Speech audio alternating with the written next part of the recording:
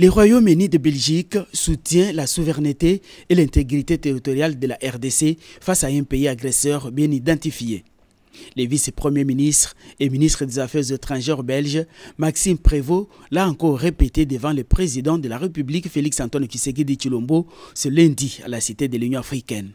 À l'issue de près de 2 heures d'entretien, le chef de la diplomatie belge a affirmé que son pays soutient toutes les initiatives en cours en faveur de la paix en RDC.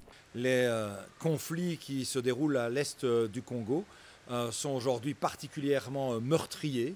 Les exactions violentes qui s'y déroulent chaque jour sont effectivement un scandale que nous devons veiller à arrêter dans les meilleurs délais possibles, avec bien entendu la pression nécessaire de l'ensemble de la communauté internationale.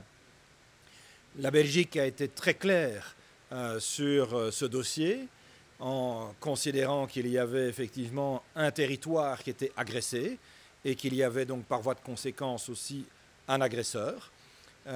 Nous sommes convaincus que ce qui fait la cohérence de la politique étrangère de la Belgique, c'est sa constance dans la défense des principes de justice, de respect du droit international, de respect des principes de la Charte des Nations Unies et donc aussi de l'inviolabilité des territoires et de respect de la souveraineté. Après avoir rencontré le président du Burundi, de l'Ouganda et celui de la RDC, le ministre Prévost s'est dit aussi optimiste quant à l'issue de la crise. Nous souhaitons donner un maximum de chance aux initiatives de médiation qui sont prises, qu'elles soient à l'initiative de la sous-région, avec, on le sait, le processus de Luanda, de Nairobi, l'Union africaine, mais aussi plus récemment les initiatives depuis Doha.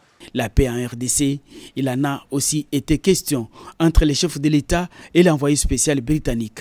La Grande-Bretagne s'est aussi rangée du côté de la RDC. Il y a un nombre de processus actuellement qui visent, qui essayent de rechercher une paix durable. Donc, il y a le processus de Luanda, de Doha, de Washington.